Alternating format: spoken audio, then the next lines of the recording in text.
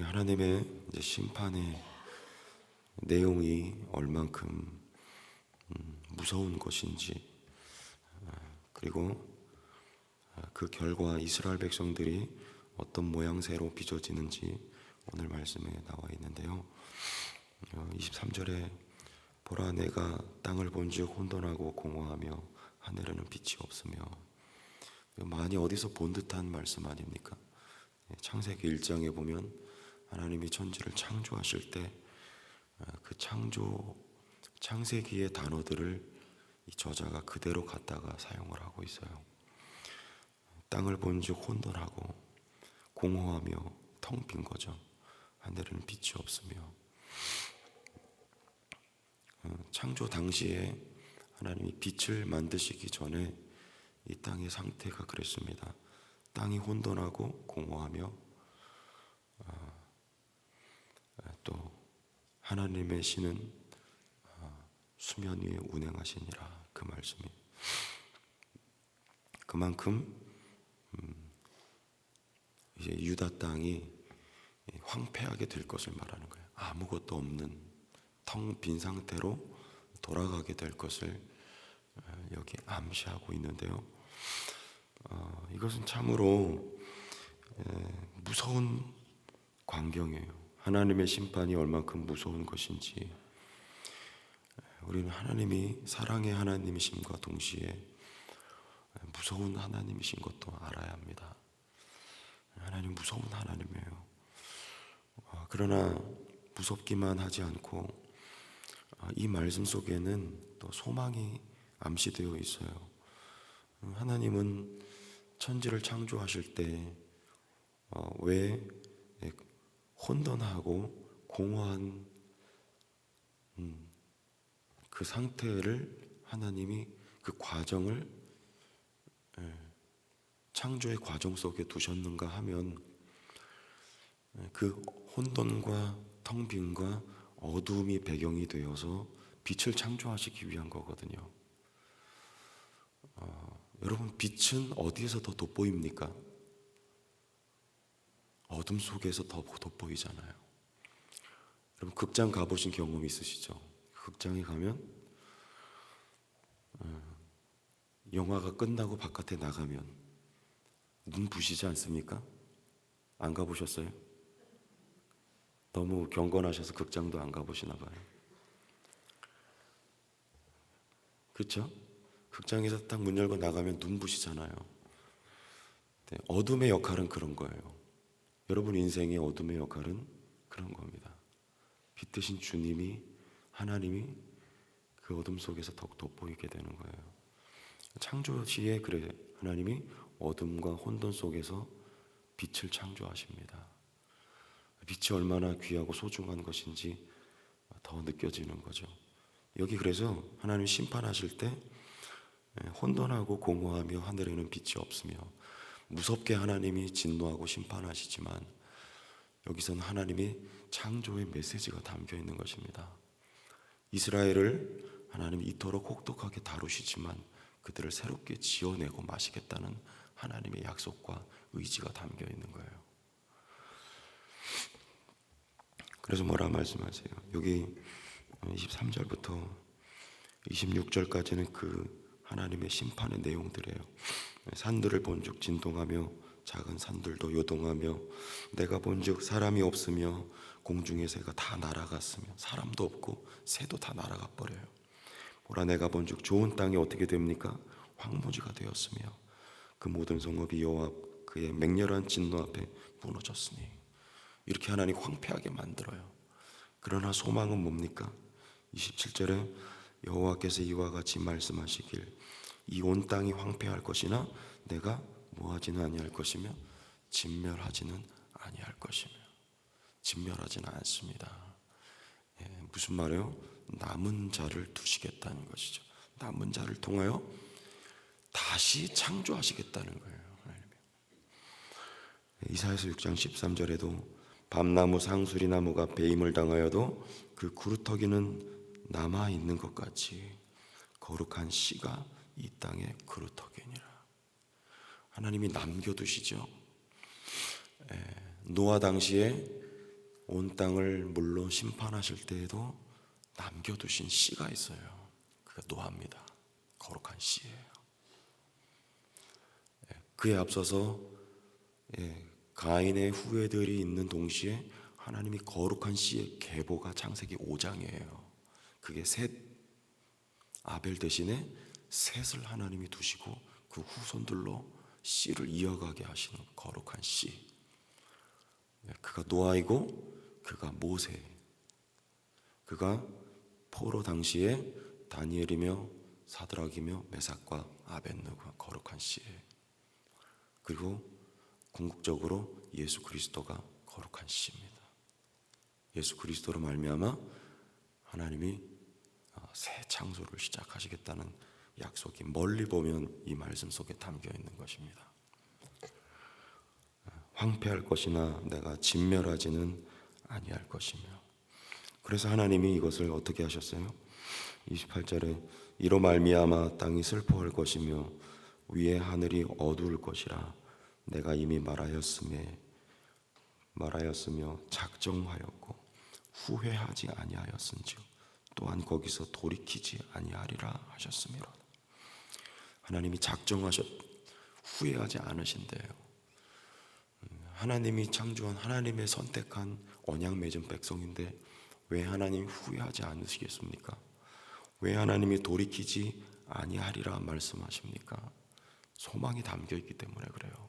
내 백성을 향한 하나님의 새로운 계획과 새로운 소망의 길이기 때문에 하나님이 후회하지 아니하리라 이렇게 말씀하고 계신 것이죠. 그래서 28절 같이 됩니다. 기병과 활 쏘는 자의 함성으로 말미암아 모든 성읍 사람들이 도망하여 수풀에 들어가고. 얼마나 비참합니까? 바위에 기어오르며 각 성읍이 버림을 당하여 거기 사는 사람이 없나니. 이렇게까지 하나님께서 황폐하게 만드시고 말지만, 그러나 하나님은 또한 새롭게 이제 이스라엘 백성을 향한 소망을 부어주시는데, 결국에는 이스라엘 백성들을 어떤 모양새로 만들고 마시냐면요, 이렇게 돼요. 24절이죠? 맞나요?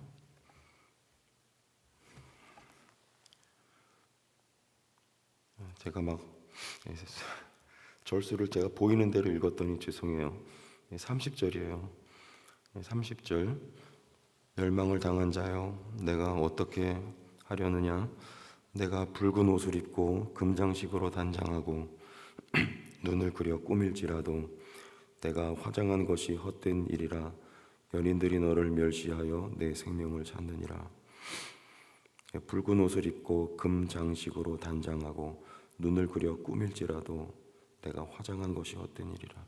이게 왜 이스라엘 백성들이 누구한테 잘 보이려고 화장했을까요? 그들이 의지했던 아수르와 그리고 애굽, 바벨론 이런 나라들이에요.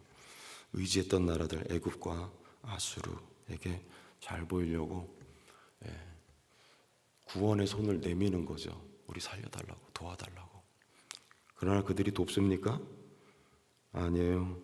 오히려 그들의 생명을 찾는 자를, 호시탐탐 유다 땅을 삼키려고 노리고 있었던 사람들이 바로 애굽이며 아수르였습니다. 무슨 말입니까?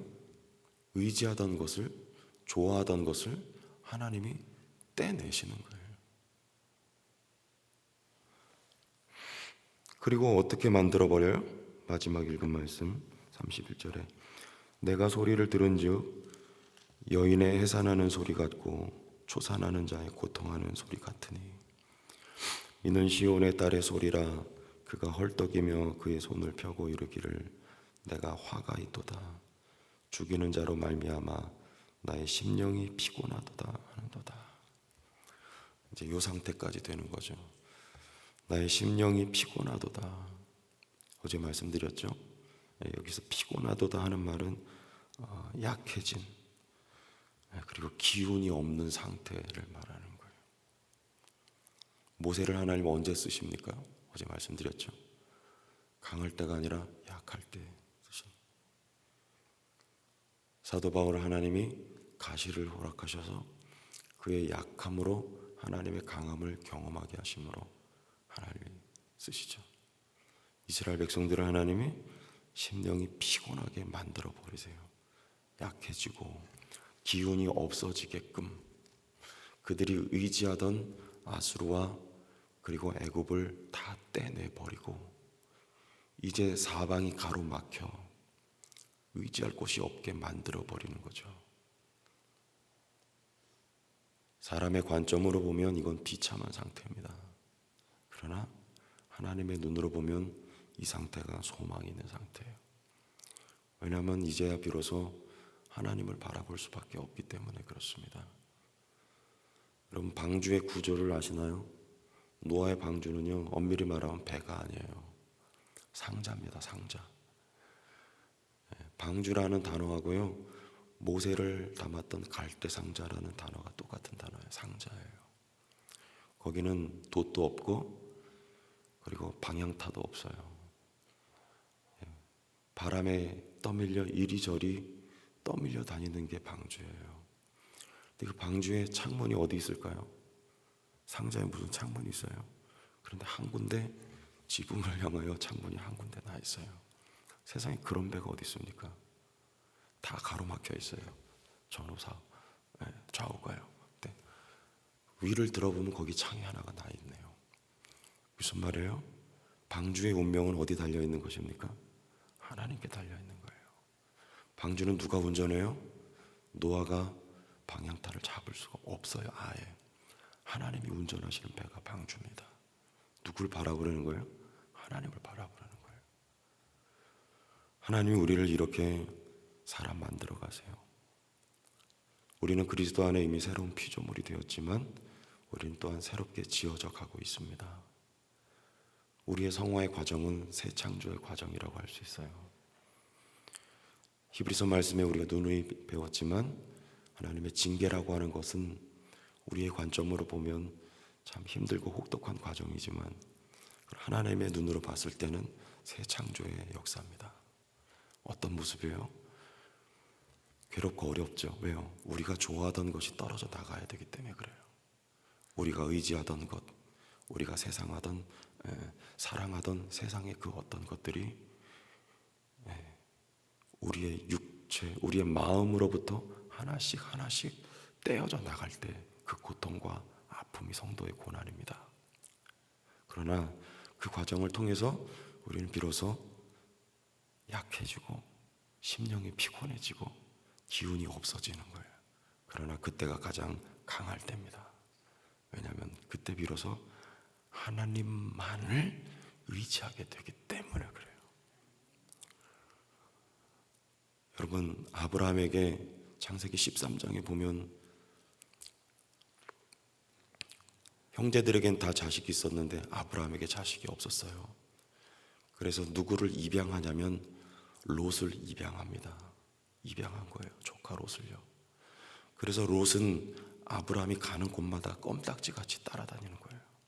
애굽으로 갈 때도 롯이 따라가고요. 애굽에서 올라올 때도 롯이 따라와요. 그리고 나서 있었던 일이 뭡니까? 롯이 드디어 떨어져 나가는 아픔을 경험합니다. 아브라함이요. 두말하지 않고 떠나가요. 그때 아브라함이 마음이 얼마나 상심이 컸을까요? 입양하여서 내 자녀처럼 철떡같이 믿고 지내왔는데 아브라함의 목자와 롯의 목자가 다투자 롯이 두 번 다시 생각하지 않고 눈에 보이는 좋은 땅을 택하여서 아브라함의 곁을 떠납니다. 그런데 성경에 보면 롯이 떠난 게 아니고 그 문법을 보면요, 누군가에 의해서 롯이 떼어진 것을 말해요. 누군가에 의해서 떼어졌을까요? 하나님에 의해서 롯이 떼어져 나간 거죠. 왜요? 아브라함이 누구를 의지했으니까요? 롯을 의지했으니까요. 하나님이 아브라함에게 12장에 나타나셔서 내 후손으로 창대하기라고 말씀하셨을 때 아브라함은 롯을 염두에 두고 있었던 것입니다. 이 아들을 통해서겠지. 그러나 아니에요. 떼어져 나가는 거예요. 엘리에셀이요, 하나님 엘리에셀이나 엘리에셀이 떼어져 나가는 거예요. 그 다음에 누굽니까? 하갈의 아들 이스마엘인 줄 알았어요. 그러나 이스마엘도 쫓겨나갑니다. 누가 하시는 겁니까? 하나님이 하시는 거예요.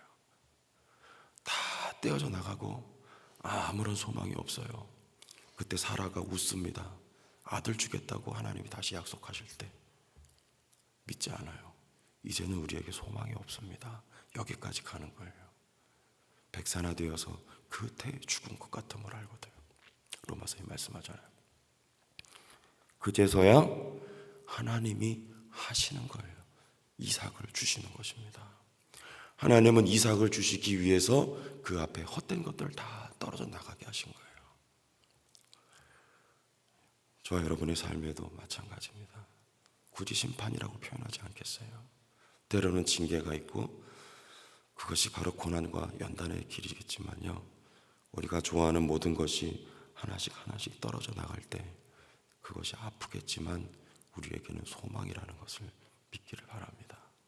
우리가 새롭게 되어져 가는 과정이고요, 연약하고 우리의 마음이 피곤하겠지만 하나님을 더욱 바라보고 소망함으로 우리의 삶이 이전보다 더 강해지고 이전보다 더 소망이 있어지고 이전보다 더 기쁘고 감사하고 우리의 심령에 비로소 안식과 평안이 찾아오게 되는, 안식은 그리스도 안에 있는 것이니까요.